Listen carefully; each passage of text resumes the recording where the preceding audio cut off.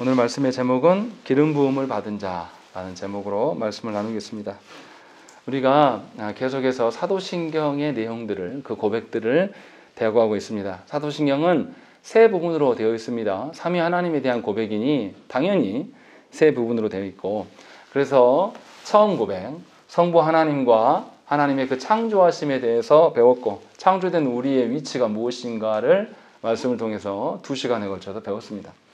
그리고 지난주부터 우리는 성자 예수님에 대한 고백을 배워가고 있습니다. 성자 예수께서 우리를 구속하심에 대해서 배워가는데, 그 구속함의 그 내용이 무엇인가 라고 했을 때 성자 하나님과 우리의 구속에 대해서 이야기를 하는데, 거기에서 구체적으로 성자 하나님의 이름이 어떤 의미가 있는가라는 것을 살피고, 또 성자 하나님께서 행하신 그 직분, 세 가지 직분에 대해서 우리가 또 배울 것이며, 성자 하나님이 이 당신의 구속 사역을 완성하기 위해서 낮아지시고 높아지심의 의미가 무엇인지 성자의 지위에 대해서 배울 것입니다. 또한 성자 하나님이 신성으로만 계신 것이 아니라 인성으로도 계시기 때문에 인성과 신성에 대해서도 바른 고백이 사도신경에 드러납니다. 그래서 우리가 지난주에 성자 하나님의 이름 중에 하나인 예수에 대한 이름을 말씀을 나눴습니다. 예수의 뜻이 무엇입니까? 자기 백성을 죄에서 구원하실 자이다 라는 것이죠. 이것은 사람이 지은 게 아니라 하나님께서 명명해 주신 것이에요. 그래서 구원이라는 것은 죄로부터의 구원을 말하는 것이다 라는 것을 우리가 분명히 알 수가 있는 것이고, 이 죄로부터의 구원을 사람의 힘으로 행하는 것이 아니라 예수께서 감당하시기 때문에, 예수의 이름이 히브리어로 여호수아라고 말씀을 드렸어요. 또는 예수와 이렇게 말하죠.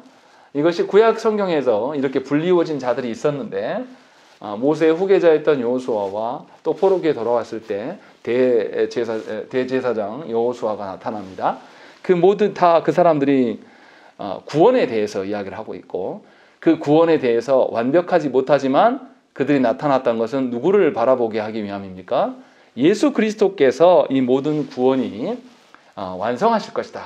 예수 그리스도께서 모든 것이 완벽하게 주어질 것이다 하는 것을 알려주기 위해서 지금 이것을 계속 성경에서는 이야기를 하고 있는 겁니다.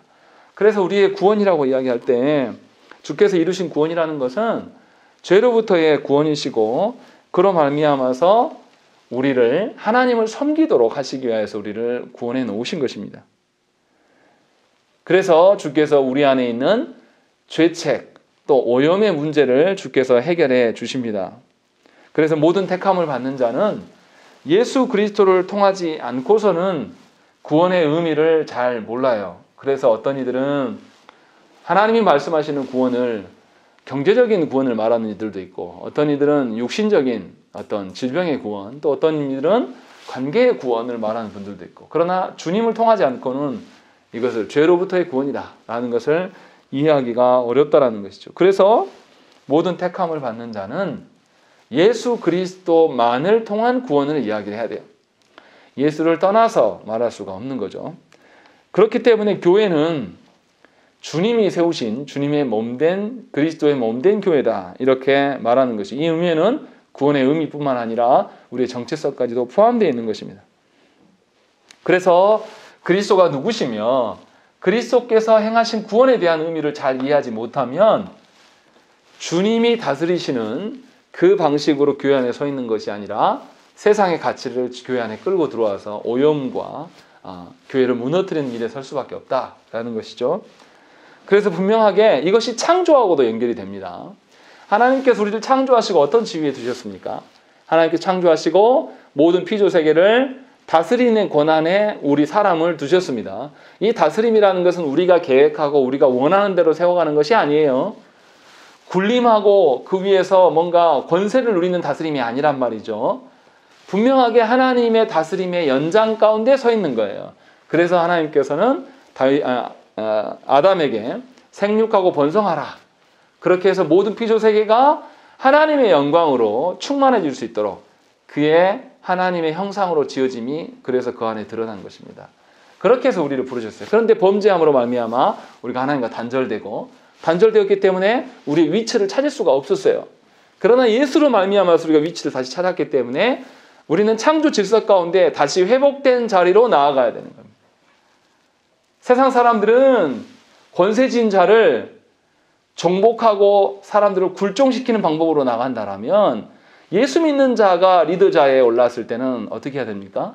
주님께서 말씀하시는 창조의 원리대로 그 모든 그 공동체 안에 있는 속해 있는 피조세계의 모든 것들이 하나님의 영광을 드러낼 수 있도록 또 영혼들은 하나님의 형상을 드러낼 수 있도록 기회를 주고 그들을 섬기는 자리가 지도자의 권세의 자리라는 것을 반드시 알아야 된다는 것입니다. 그것이 세상살이 해나가는데 우리의 삶의 방편이 되는 거죠. 개념이 달라지는 것입니다.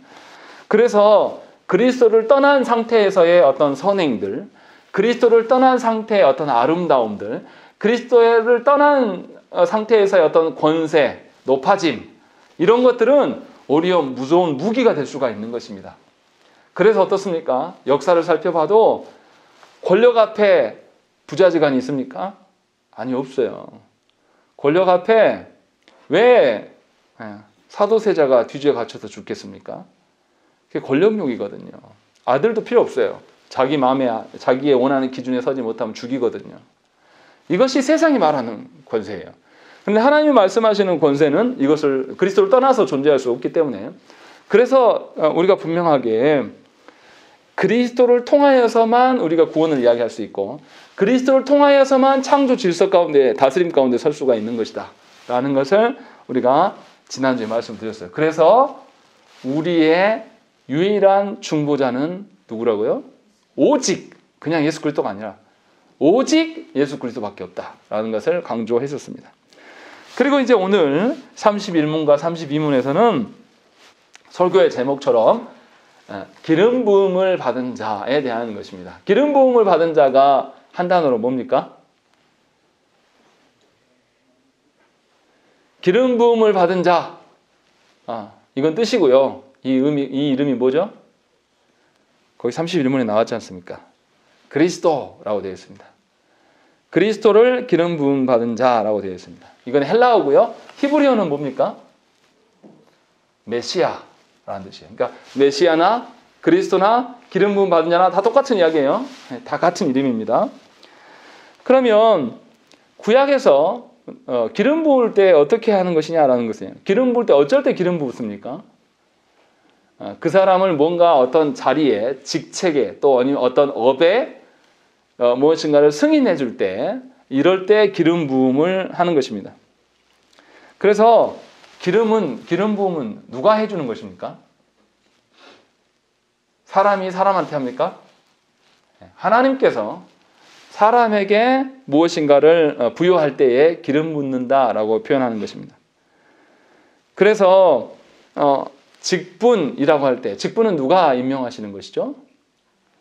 하나님이 임명하시는 거예요. 사람이 임명하는 거예요. 목사 누구가 하는 게 아니에요. 그래서 사람들이 택한 것이 아니라 하나님이 주신 것이에요. 이것이 유교 사상에도 있습니다. 우리가 자기의 자기의 잡을 뭐라고 하죠? 우리나라 말로 직업이라고 합니다. 이 업이라는 의미는 뭐가 들어있냐면 신께서 나에게 부여하신 것이다 라는 거죠. 그래서 동서양을 막론하고 직분, 직업 이야기할 때는 거기서 뭘 발견하냐면 신이 나를 이곳에 부여해줬다라는 개념이 있어요. 그래서 옛날 사람들은 어떻게 하냐면 직업에서 자신이 성실하게 하는 것이 누구를 위한 것이냐면 신을 위한 거예요. 그래서 자기의 직업에서 생산적인 것을 드러냄으로 말미암아서 자신의 정체성을 찾습니다.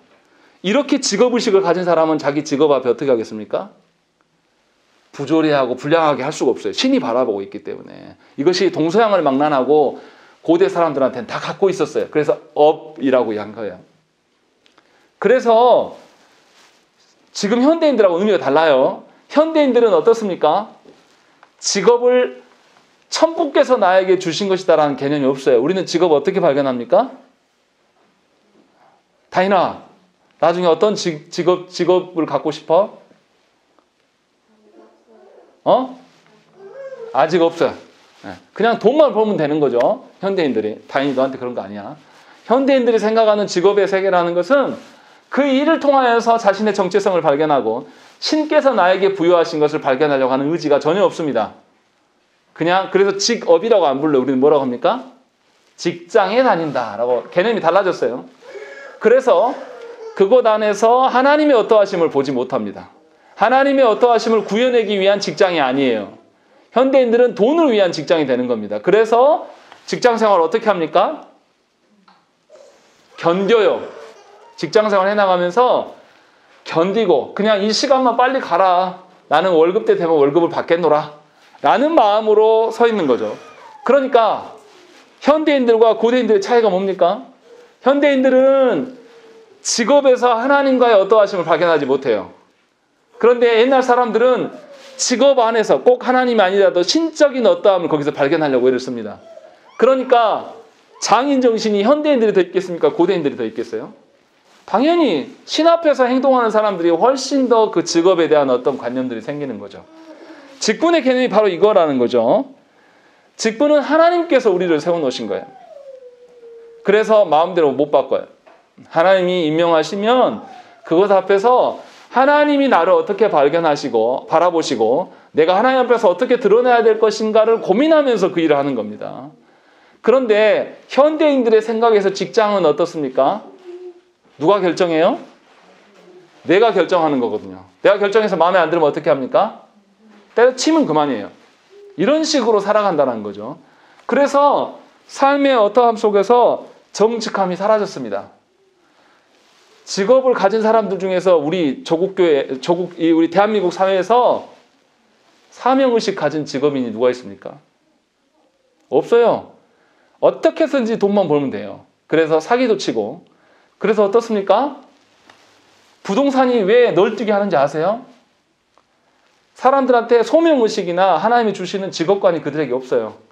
그냥 시장 원리로 남들이야 등골이 뽑아지든지 말든지 상관없어요. 그냥 가격만 어떻게 해서든지 올리면 그만이고 그 올려주는 사람이 대통령 되면 그만이에요. 그러니까 하나님도 없는 거죠.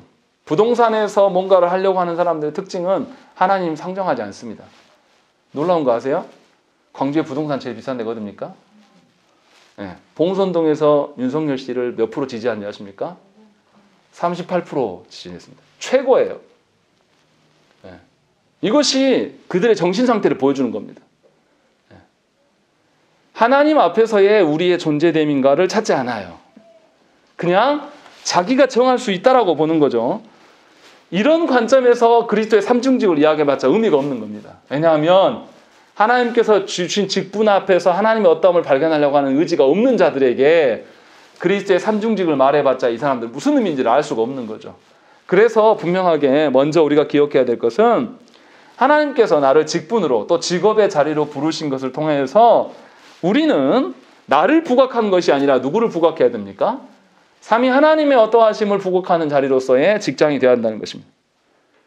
그래서 그곳에서 하나님의 어떠하심을 드러내요. 생각을 해보세요. 성도들이 다양한 직업군을 갖고 있는데 각자의 직업의 자리에서 하나님을 드러내면 얼마나 다양한 색깔이 드러나겠습니까? 건축하는 분은 건축하는 현장에서, 또 아이들을 가르치는 사람은 그곳에서, 또 거리를 청소하는 사람은 그곳에서. 그러면 세상 논리로가 아니라 세상에서 말하는 아름다움이 아니라 하나님이 말씀하시는 아름다움이 곳곳에서 다채롭게 드러날 수가 있는 거예요. 그랬을 때에 우리에게 주어진 각자 영역에서 색깔은 다 다르지만 다 뭘 느끼는 거죠? 하나님의 어떠하심을 구현할 수 있는 장이 되는 거죠.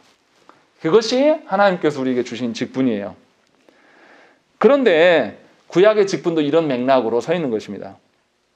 그래서 옛날에 왕의 즉위식 할 때 어떻게 합니까? 누가 누구에게 왕을 직분을 세웁니까? 왕이 스스로 막 기름 이렇게 머리에 붓고 이렇게 해요, 본인이? 누가 합니까? 제사장이 신적인 권한을 가지고 왕의 머리에 기름을 붓고 왕됨을 선언해줘요. 이것은 하나님께서 하신 것이죠. 하나님께서 하신 것을 대신해서 하는 것이죠. 이 의미가 뭐냐면 하나님께서 주신 직분이 그곳에서 너는 하나님의 어떠하심을 발견해야 될 자리다 라고 표현해 주는 겁니다. 근데 왕만 그런 게 아니죠. 제사장도 하나님께서 세우시고 또 선지자도 하나님께서 세우심으로 말미암아서 이 세 가지 직분을 통해서 드러나야 될 것은 자신이 아니라 하나님의 뜻과 하나님의 영광이 드러나야 될 자리다라고 선언을 해주십니다.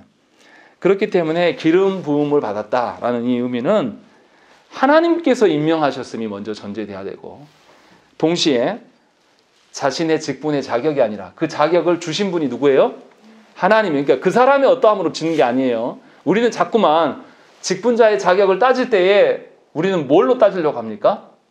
그 사람의 어떠함으로 따지려고 하는 경향이 있어요. 물론 이것도 고려해야 되겠으나 궁극적으로 하나님께서 그를 택하였는가가 훨씬 중요하다는 거죠. 그래서 직분자가 하나님을 향한 태도들이 점검이 돼야 돼요. 아무리 그 사람이 학력이 좋고 똑똑하고 돈이 있다 할지라도 하나님을 향한 태도가 불량하면 그 사람 직분자 세우면 되겠습니까? 그 사람은 그 직분 가지고 뭐 하겠어요? 자신을 드러내는 일에 쓴단 말이에요. 그러니까 누가 지도자가 되느냐에 따라서 국민들이 아플 수도 있고 기쁠 수도 있는 거예요. 행복할 수도 있고 괴로울 수도 있는 것이고 너무 중요한 자리란 말이에요. 그런 식의 방식으로 하나님께서는 기름 부음을 세우셨어요. 그러니까 직분을 할 때, 논할 때에 우리가 그 직분을 통하여서 우리는 뭘 보기를 원해야 됩니까? 직분을 받는 그 사람뿐만 아니라 직분자를 통하여서 우리 전체가 뭘 누려야 됩니까? 하나님의 뜻과 하나님의 어떠하심이 그 직분을 통하여서 어떻게 드러날 것인가를 고민해야 돼요. 이건 안 된단 말이에요. 교회가 있는 한 계속 직분이 있다라고 했을 때 그것을 항존직이라고 하잖아요. 항존직이라고 했을 때 그 사람이 늙어 죽을 때까지 그 직분의 소유자라는 뜻입니까? 아니면 그 직분이 계속 존속한단 말입니까? 직분이 계속 존속한단 말이에요. 그 의미로 받아들여야 한단 말이죠. 우리가 나를 드러낸 것이 아니라. 그러니까 때가 돼서 하나님이 내려놓으라 하면 직분은 계속 신성하고 거룩하게 존재할 수 있도록 내가 직분자로서의 역할만 하고 내려놔야 돼요. 그런데 그게 아니고 나를 드러내려고 하다 보면 직분이 내려낼 때가 되면 어떻습니까? 마음이 서글퍼지고 어려워지는 것은 이건 이상한 겁니다. 잘 생각하셔야 돼요. 우리가 하나님께서 부여하신 직분의 의미, 직업의 의미를 우리 식대로 마음대로 해석하니까 하나님이 때가 되면 내려놓고 나에게 와라 하실 거 아닙니까? 이제 그만 세상살이 하고 와라 하면 우리 어떻게 해야 돼요? 가야죠. 안 가려고 막 생떼를 쓰면서 버티는 게 아니라 직분을 안 내려놓으려고 막 괴로워하는 게 아니라 때가 있구나. 목사도 마찬가지예요. 제가 법적으로 만 70세까지 하게끔 돼 있다고 해서 하나님이 그렇게 하실지 안 하실지 어떻게 합니까? 그건 사람들이 만드는 법체계고요. 하나님이 말씀하시면 중도라도 그만두게 하면 그만둘 수 있겠구나라는 여지를 늘 갖고 있어야지. 그게 직분자의 합당한 태도 아닙니까? 직분의 자격도 하나님으로부터 찾아오는 것이고 그러한 마음들이 저와 여러분들 안에 있어야 되고 그런 방식으로 직분을 완성해 가는 것입니다. 이것이 지금 그리스도의 삼중직을 이야기하기 전에 우리가 알아야 될 개념이에요. 그리고 이렇게 하나님께서 이제 직분을 주신 것은 무엇 때문이냐면 처음 하나님이 아담에게 창조하시고 아담으로 말미암아 피조 세계를 다스리도록 하나님이 명령하셨어요. 그래서 피조 세계 가운데 모든 곳에서 하나님의 영광이 드러나도록 하나님이 하셨단 말이에요. 그런데 아담이 타락했어요. 그래서 어떻게 됐습니까? 하나님의 형상이 사람에게서 훼손되기 시작하고 이제 자신의 본분이 무엇인지 알지 못하기 때문에 이 어리석은 사람들을 위하여서 하나님께서는 제사장과 선지자와 왕의 직분을 주어서 하나님이 어떠한 분이신가를 깨닫고 죄로 인한 그 한계선상을 자유케 하시는 것이 하나님이 주신 직분의 의미입니다. 그래서 우리가 직분을 통해서 나아갈 때라는 것은 직분 그 자체의 의미가 있는 게 아니라 그 직분을 주신 하나님, 그 하나님 안에서 우리의 어떠함을 발견해야 되는 것입니다. 그러나 우리의 죄된 본성으로 인하여서 구약의 직분자들은 어땠습니까? 한결같이 주님을 섬기고 충성스럽게 살지는 못했어요. 심지어 우리가 아는 성군이라고 하는 다윗도 어땠습니까? 다윗도 간음해요. 아주 충성스러운 우리아를 죽이면서까지도 간음해요. 그런 일들을 벌이고 또 다윗도 자신의 왕의 직분으로 인하여서 어땠습니까? 아들에게부터 사랑하는 아들에게부터 배반당하는 일들, 이런 일들을 경험하게 되는 것입니다. 그것이 우리 인간의 한계예요.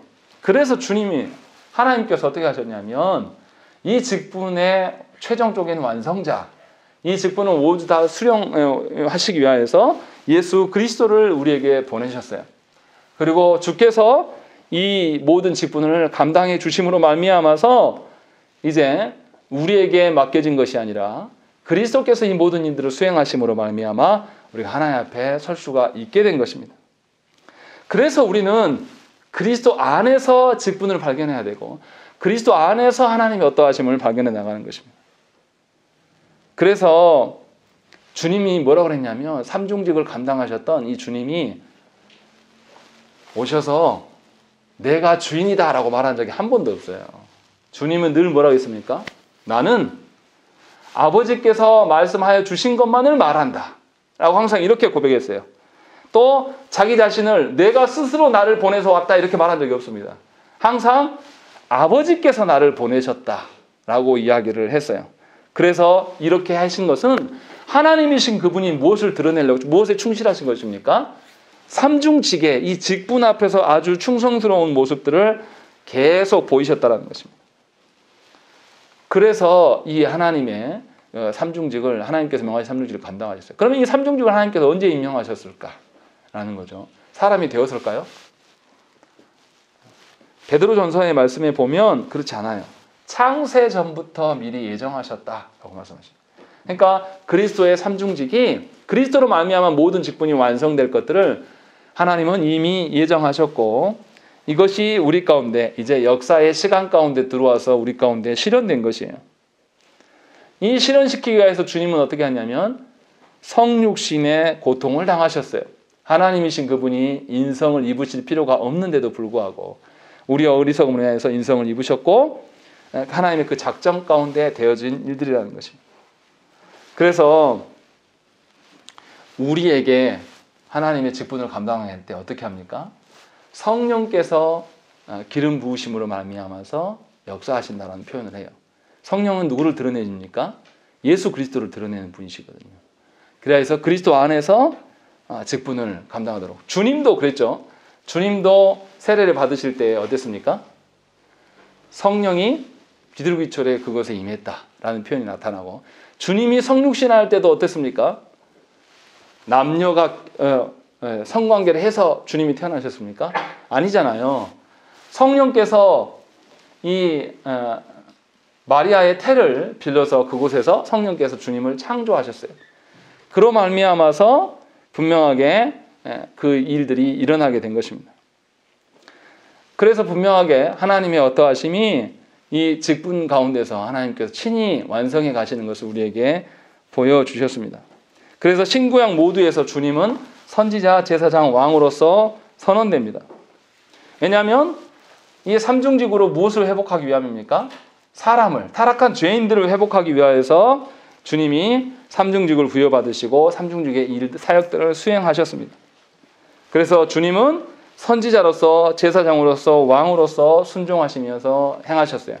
선지자로서는 말씀을 선언해 주시고 제사장으로서는 자신을 친히 제물로 내어드리심으로 말미암아서 왕으로서는 다스림으로 말미암아서 통치해 나가셨다는 것입니다. 그런데 이 그리스도께서 감당하신 삼중직은 이중적인 면이 있어요. 어떤 이중적인 면? 우리 다 배운 겁니다. 그리스도의 능동적 순종과 수동적 순종입니다. 능동적 순종은 뭡니까? 하나님께서 처음 아담에게 명령하셨던 것에 대한 순종. 수동적 순종은 뭡니까? 우리가 타락함으로 말미암아서 마땅히 받아야 될 하나님의 진노. 이 모든 것들을 삼중직으로 감당해 내셨어요. 그래서 주님이 자기 자신을 어린 양으로서 영원한 제물로 내놓으신 것이고 또한 선지자로서 우리에게 말씀을 주시는 것입니다. 그리고 그리스도께서 감당하신 이 삼중직은 과거에 다 끝난 것입니까? 어떻습니까? 그리스도의 삼중직 시작이 언제라고 그랬죠? 영원 전부터 하나님께서 계획해 놓으셨고 역사의 순간이 돼서 주님이 이 땅에 오셔서 행하셨고 그리고 지상에 있는 동안에 수행하시고 그 다음에 어떻게 되시죠? 높아지신 주님이 어디 가셨습니까? 성부 우편에 앉으셔서 지금 뭐 하시죠? 우리를 위하여서 계속 간구하시는 이 직분을 계속 감당해 나가시는 거예요. 그러니까 과거와 현재와 미래에도 계속 주님이 이 직분을 감당해 주신다는 것입니다. 그래서 그리스도께서는 우리의 구원을 위하여서 하나님의 감추어진 그 비밀의 계시의 말씀들을 선지자로서 우리에게 계속 알려주고 계십니다. 성부께서 자신을 계시하신 바를 주님이 드러내신 것이죠. 그래서 주님이 과거에만 말씀을 전한 것이 아니라 현재에도 미래에도 계속 말씀을 전하시고 있다. 낮아지실 때만이 아니라 높아지실 때에도 주님은 교회 안에 말씀을 세우기 위한 그 진리의 말씀들을 세워나가는 직분들을 수행하신다라는 것입니다. 또 그리스도께서 대제사장의 직분을 수행하셨습니다. 이것도 마찬가지예요. 그리스도께서 대제사장의 직분, 제사장들 어떻습니까? 완벽하게 자신의 직분을 수행한 사람이 거의 없어요. 늘 타락하게 되고, 그래서 어떻습니까? 제사장의 직분이라는 것은 계속 제사가 반복돼야 돼요. 근데 주님이 오심으로 말미암아서 주님이 친히 영원한 형벌에 대한 제물이 되어주심으로 말미암아서 이 모든 것을 한 번에 감당해 내셨어요. 그리고 또 이것을 성부 우편에 앉으셔서 지금도 하나님께 간구하심으로 우리의 복을 빌고 계신다는 거죠. 이것이 이제 제사장의 직분이고, 또 왕으로서 우리를 다스리심이 드러나는 거죠. 왕이 다스린다는 것은 당신의 백성들을 보호하시고 이끄신다는 거예요. 주께서 이 땅에 낮아지셔서 오셔서 뭐 하셨습니까? 모든 피조물을 복종하도록 다스리셨습니다. 그래서 주님이 공생기한 때는 뭐예요? 물로 포도주를 바꾼 사건도 그런 개념인 것이고, 풍랑치는 바다 위를 걸어가시면서 잔잔하라라고 하나님 명령하신 것도 다스림의 측면으로서 우리에게 보여주신 것이죠.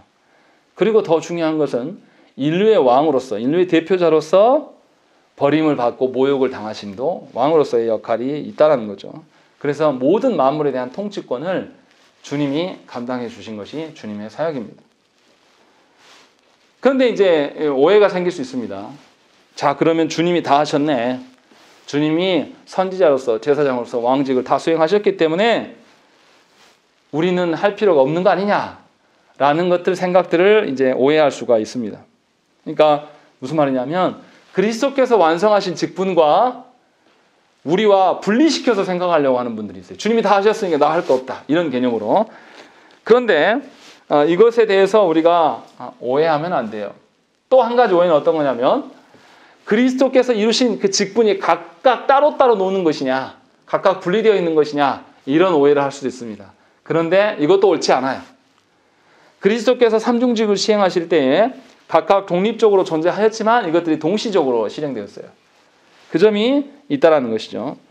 그래서 이 두 가지를 생각하면 그리스도 삼중직은 동시적으로 시행되고, 또 그리스도께서 삼중직을 수행하실 때 우리는 어떻게 됩니까?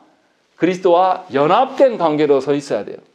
그러니까 그리스도께서 행하신 세 가지 직분 모두가 우리를 가르치는 선지자로서, 우리의 지침을 감당하는 어린 양으로서, 어린 양 되심으로 제사장으로서, 우리를 다스리심으로 왕으로서 하신 것처럼 우리 역시도 그 일들에 동참하는 자가 되어야 되는 것이죠. 이것에 대한 설명이 32문이에요.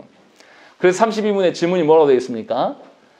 그런데 당신은 왜 그리스도인이라고 불립니까? 라고 하는 것이죠.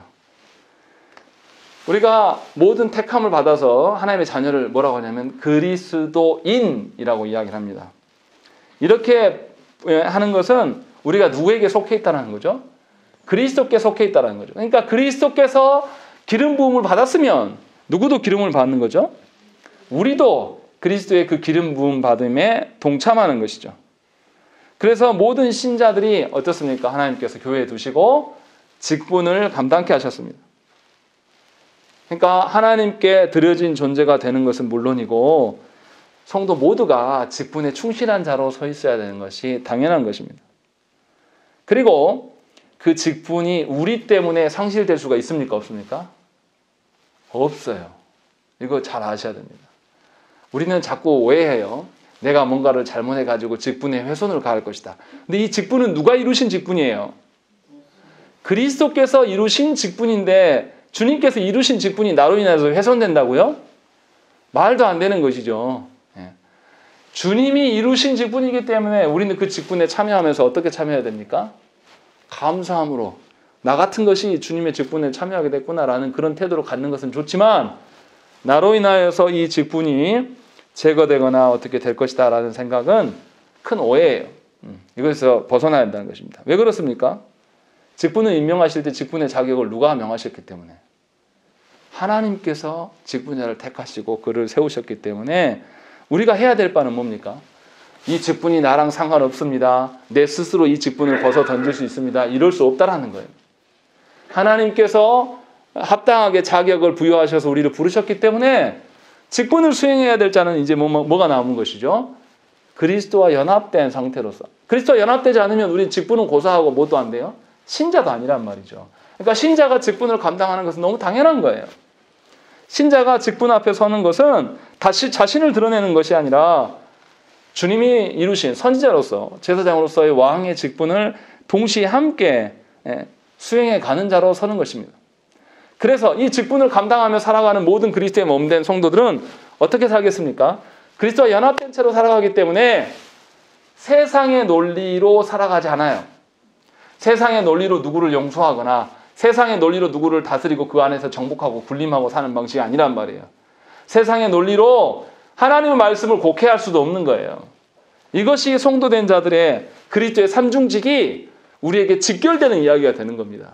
멀리 떨어져 있는 이야기가 아니라 그리스도께서 나의 구원을 위하여서 삼중직을 수행하신 것이 과거의 일만이 아니라 현재고 미래도 지속되는 거라면 그리스도께서 이 삼중직 안에서의 우리의 직분이 발견되어야 되기 때문에 우리의 직분이라는 것은 그리스도의 몸된 직분이 되는 것이고 그리스도를 드러내는 직분이기 때문에 우리가 직분을 소중하게 여기고 존중할 수밖에 없는 것이에요. 그러나 우리의 연약함과 우리의 어리석음이라고 할지라도 그 직분이 결코 훼손되지 않는다는 거예요. 왜냐하면 주님이 이루시기 때문에.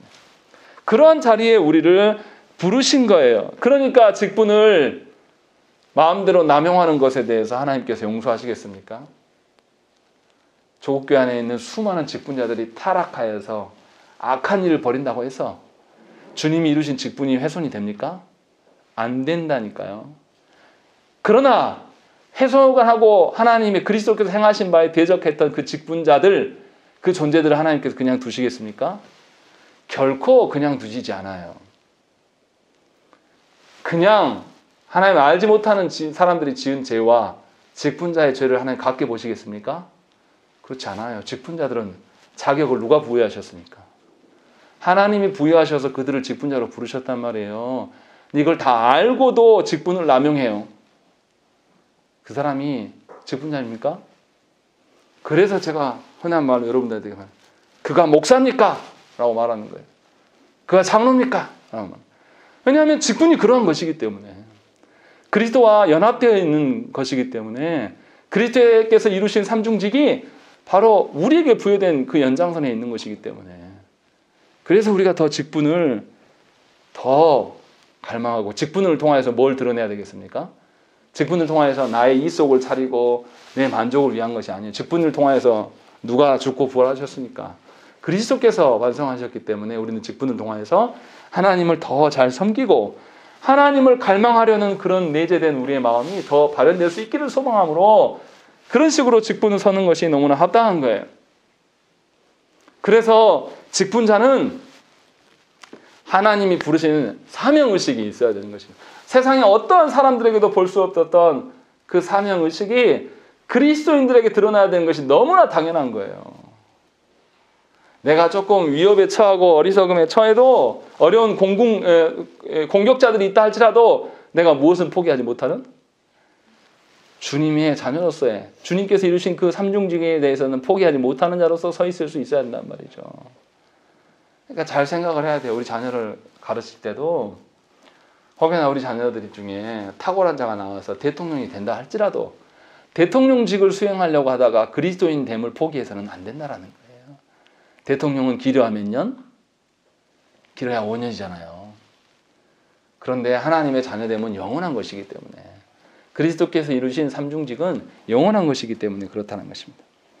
그래서 하나님께서는 직분을 우리에게 위임하시면서도 직분을 누가 이루어 가시면서 그 언약의 직분을 지키십니까? 하나님께서 이루어 가시는 것입니다. 어떤 방식으로 이루십니까? 성경이 완성되기 전에는 하나님께서 어떤 직분을 세우셨습니까? 예수께서 말씀을 누구에게 가르치셨습니까? 제자들에게. 이 제자들을 교회 안에서 뭐라고 부릅니까? 사도라고 불러요. 이 사도된 자들이 예수 그리스도의 공생의 기관들과 함께 같이 먹고 자며 배우면서 주님으로부터 가르친 바를 바르게 배워서 이것들이 교회 안에 근간이, 이들의 말씀이 근간이 되도록 하나님께서 명하셨다는 것이죠. 그리고 그 이후에 또 교회 안에 사도 이후로 교회가 태동되어지고, 이제 사도들이 다 죽고 난 이후니까 교부들이 있었고, 교회 아버지, 그리고 그 밑에서 나타난 것이 목사와 교사예요. 그리고 함께 참여하는 장로들이 교회 안에 하나님께서 세우셨다는 거죠. 그래서 교회는 반드시 직분자들이 존재하는 것이고, 이 직분자들은 주님으로부터 기인한 자들임을 저와 여러분들이 분명하게 알아야 돼요. 그래서 교회 안에서 장로라고 했을 때 가르치는 역할로서의 장로와 치리, 다스리는 장로로서의 역할의 장로가 존재하는 것입니다. 목사는 이 둘 다예요. 장로는 치리하는 장로로서, 치리한다는 것이 정복하고 다스리는 그게 아니라고 말씀드렸습니다. 돌아보고 살피면서 그가 하나님의 형상다움으로 살아가는가를 살피는 장로로서, 그게 교회 안의 치리예요. 그런 장로가 교회 안에 있는 것입니다. 그래서 우리들을 이 직분자를 통해서 뭘 합니까? 성도를 온전케 하시기 위해서 교회 안에 직분을 두셨다는 것입니다. 그러니까 직분자가 자기 직분 지키려고 다른 성도들에게 상처 주고 괴롭게 하는 것은 이미 직분자가 아니에요.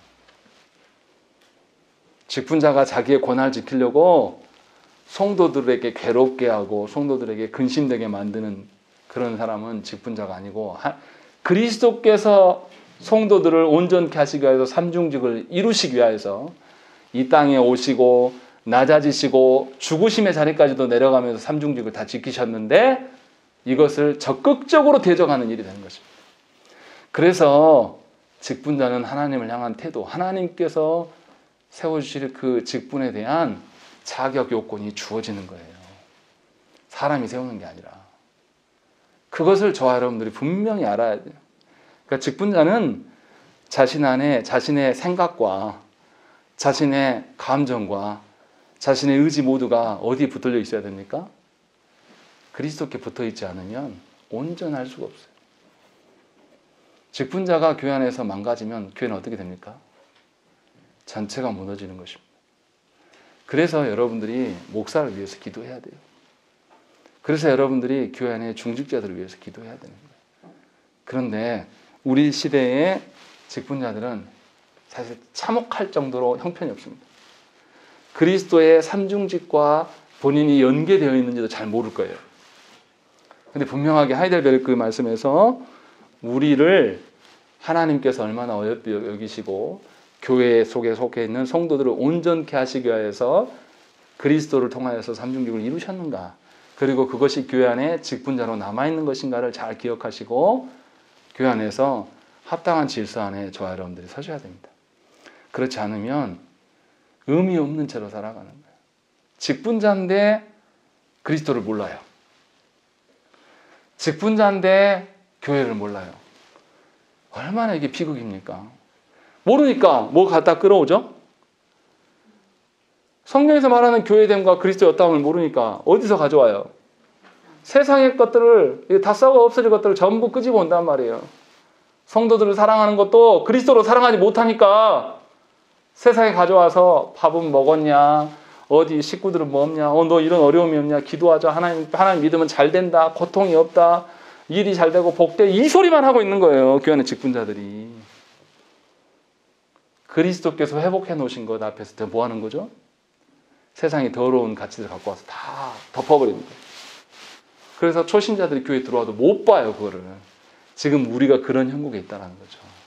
그래서 저와 여러분들이 그리스도의 삼중직을 통하여서 여러분들의 직분됨을 살피셔야 됩니다. 제가 괜히 올해 직분을 임명하지 말고 신자답게 다시 서자라고 말씀드렸던 것이 괜히 던지는 말씀이 아니에요. 그러한 우리의 돌아봄이 없으면, 그렇게 세월만 보내고 있으면 하나님 계속 범죄한 직분자로 살아갈 거예요. 그러니 저와 여러분들이 과연, 저도 포함된 이야기입니다. 저를 제외하고 말씀드리는 게 아니에요. 저와 여러분들이 이 그리스도의 삼중직 앞에서 우리 자신을 정말로 나도 기름 부음을 받은 자가 합당한 자인지, 성령께서 우리에게 역사하셨잖아요. 그렇게 합당하게 사는 자인지를 돌아보시고 주님 앞에 합당하게 설 수 있는 은혜를 달라고 구하는 여러분 되시기를 간절히 축원합니다. 함께 기도하겠습니다.